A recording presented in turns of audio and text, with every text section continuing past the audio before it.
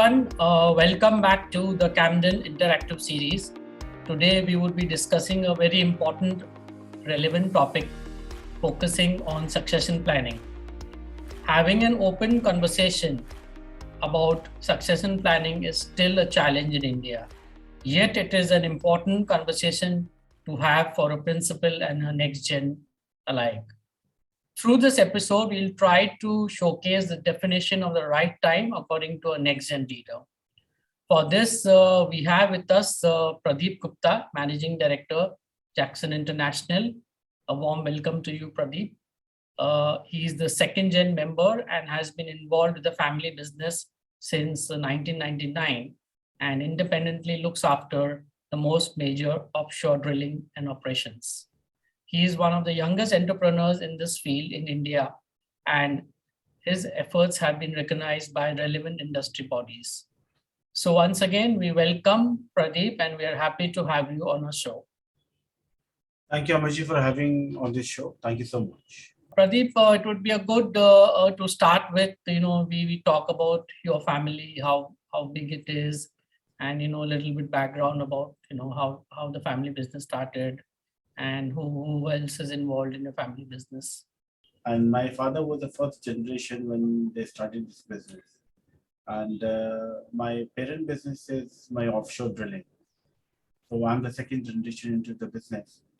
And my father was the first generation entrepreneur who started with his own share work, hard work, and determination. So how is the succession planning happened now in your family, and how did you go about starting the conversation and structuring the the whole setup? Yeah, I'm in my family, like I'm the only son. I got two sisters. So as you know, in the Indian family, the sisters got married off. So basically, it was a very natural and very organic process when I was inducted into the business. Back then, family businesses were handed over to the eldest son of the family.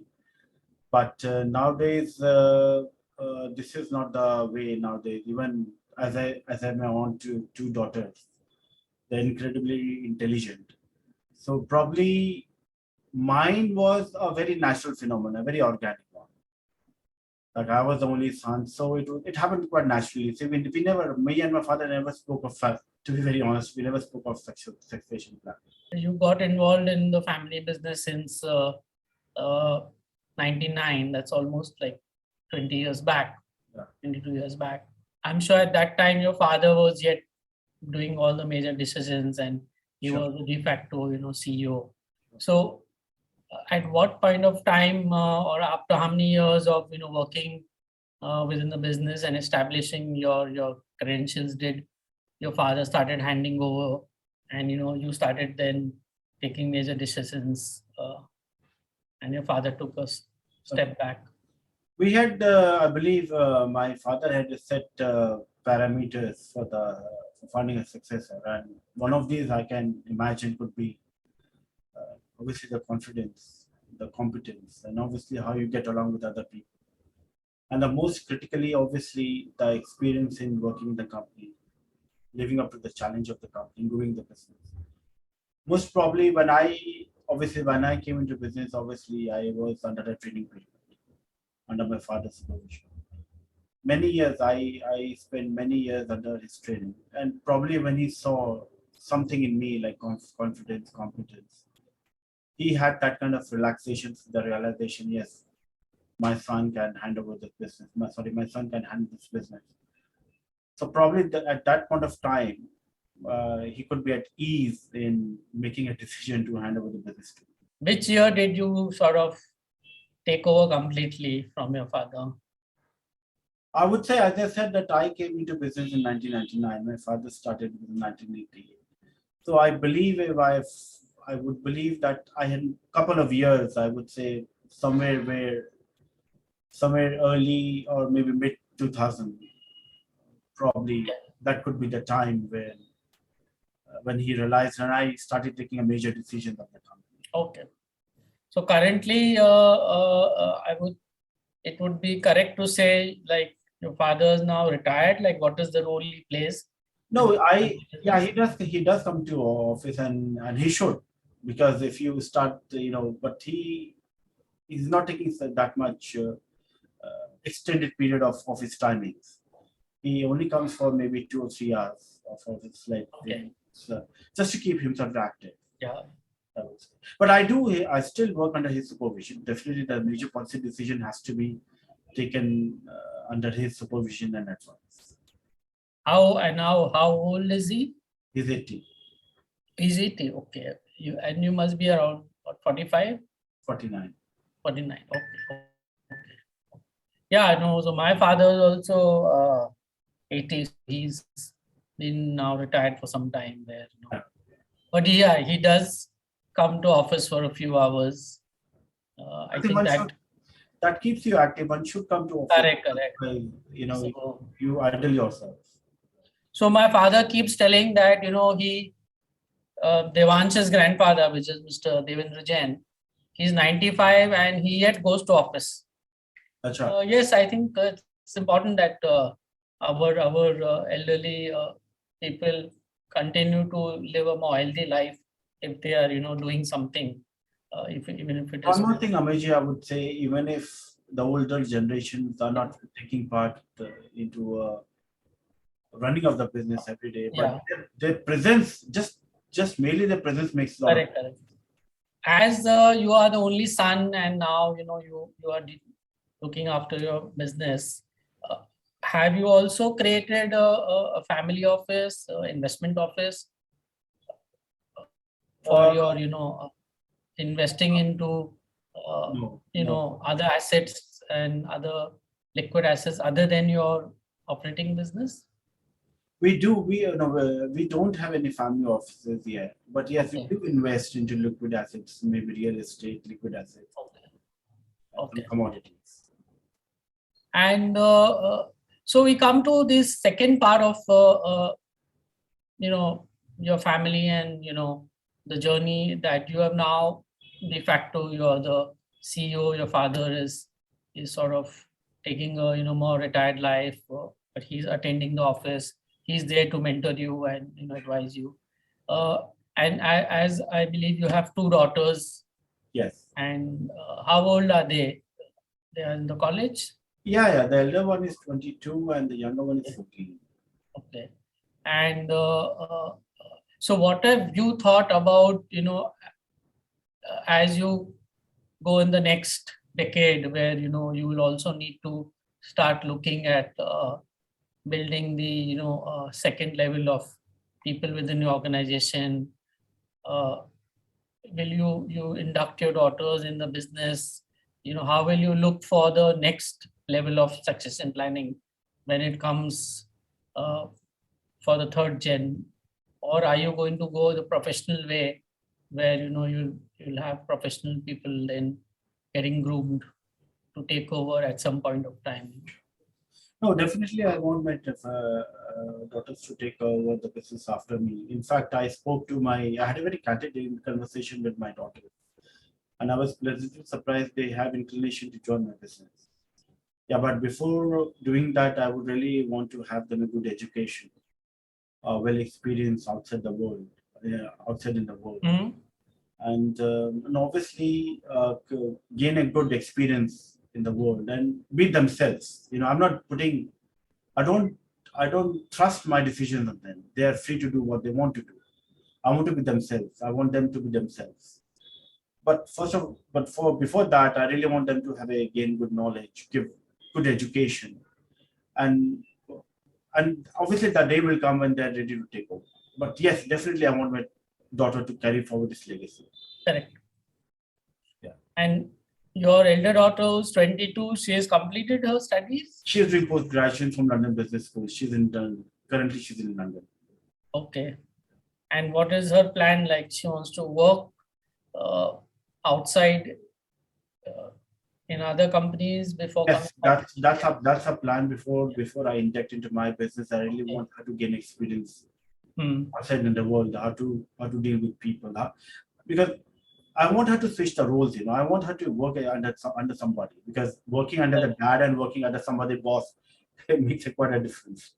So Correct. I want to first I want to work under I want her to work under some other boss, as an employee, have that vision, have that kind of that culture, that feel. And obviously when she can understand how you feel, when you work as an employee, how you deal with them, then definitely I want her to get into the business. And you took over from your father and was at a much early age, and your father gave up a lot of decision making to you. Now, when you really think about yourself, now you're, young, you're just 49, and you have, at least another 15 years of active, where you want to continue doing what you do. So when your daughter, who's already 22nd now, she will after a few years join the business. How are you thinking about, what kind of role you will give? Because she will have to have at least 10 years where she will be working under you. Would you be looking at, getting into new businesses where you will say that better you take up an independent business, or you would say that let's grow the existing business, there is enough scope of growth? So have you given any thought about Yeah, I have. Yes. When she comes back, I really want her, after education, I really want her to join as a management trainer. And I want to train her into different departments of our company. And obviously, I would definitely encourage her if she has good ideas. Why not? Younger generation, she's younger than me. She has a younger generation, she has younger ideas. And I would really welcome, and I would love to that she brings new ideas into the company. And I'm that kind of person who will not be averse to that. कि नहीं ऐसा नहीं करना, नहीं ये चीज नहीं होनी चाहिए. I would really love her ideas, and if that really benefits the company, why not? I will definitely welcome her new ideas. correct? I think that's the right approach, where couple of years she gets a grounding in different departments, and she learns the ropes, and then she's given some project, Sure. maybe an independent project where she takes up that. Because right now we're into conventional business like all Yeah. training, but now the younger generations are more into digital kind of thing, artificial intelligence and everything. And definitely, if to be very honest, I don't know much about artificial intelligence or maybe digital, but I would really welcome if my daughters come with a new idea and say कि नहीं daddy आजकल जमाने में ये हो रहा है, तो why not जमाने के साथ चलना चाहिए. And I would really, मुझे अच्छा लगेगा कि if anything which grows business, which gives any thrust to the business, I will definitely welcome those ideas. So, Pradeep, you have, of course, you have done an excellent job of, getting succession planning done by your father and yourself, where now you're in complete driver's seat. And of course, it has been probably a little easier because you are the only son, and your business also was focused on one particular segment, and your father also was independent. He did not have other brothers and other larger family members involved. But looking into what's happening within the Indian families, so it's been there within business families. Ultimately division has to take place, but sometimes people do it early, sometimes people take long to do it. So what is your advice to our next gen leaders, to other business families? What are the correct things to do, and what goes wrong in your opinion? Yeah, fortunately, we don't have that kind of thing because we have independent business. My father is not working with any my Kauji or Chachaji. So everybody has their own independent business, and I don't have any brother. So fortunately, we don't have that kind of conflict. Yes, but I believe what I understand is I believe that the younger generation should have very open discussion with the older generation. I'd say I would say open positive communication if you have with the older generation, and if a younger generation can able to put their point across, give what contribution they can give to the business. and how the conflict eventually how the conflict will really damage the business, then definitely I would understand. I believe that older generation will definitely take their point. So my point is this: key have a positive communication with the older generation. I mean, even the older generation should, I believe that, because only thing in the world is the only thing constant in this world is change. So you need to change. The older generation should understand the. Well, I would say that they should. I believe they should also take the point of view of the younger generation also. So I believe that my only advice is have a positive communication, positive, vibrant communication with older generation. Put your point across to them, and it is, I would say, at least for the younger generation, at least put your point across. Let the older generation make a decision, take it or leave it. Let them take their own, own path. Don't force them. अगर वो लेते हैं अच्छी बात है, नहीं लेते तो ठीक है, wait for the right time. But don't fight, because अगर fight करते हैं तो definitely business का कुछ नहीं होता है. You're not doing good for the business. I think you have aptly put it, and I would also give my views that having also come from a joint family where and I've seen various scenarios happen within families as they grow into multi-generation. So I believe I think any business family should have a clear mandate that they are equal shareholders. Sure. What happens is many times is you say that if three brothers are in the business, different brothers are doing different things within the business, but they have to have a clear understanding that all the three brothers are equal shareholders. And then as you divide up down, and then within each brother you have children, and then they have children, so everybody should get equal share irrespective of what each one is doing in the business. I think the major problem happens is when you say, look, I am the chairman, means I should have 90%. वैसा नहीं होना चाहिए. If three brothers or two brothers or two cousins, they are jointly started the business, that means they are equal shareholders, and as the business grows, whatever profits are there should be shared equally. Sure. I think that is something which is a fundamental understanding mindset. If you have, then it becomes easier. And as you go down, when you want to then divide up, then the shares have to be divided up equally. If you say that today I have a company now and I want to take an exit, so you value your shares and you take exit in some form or the others. And the next gen have to be groomed, and they have to given the choice that, look, if you're competent and you have the wherewithal, then you are free to join the business. Yes.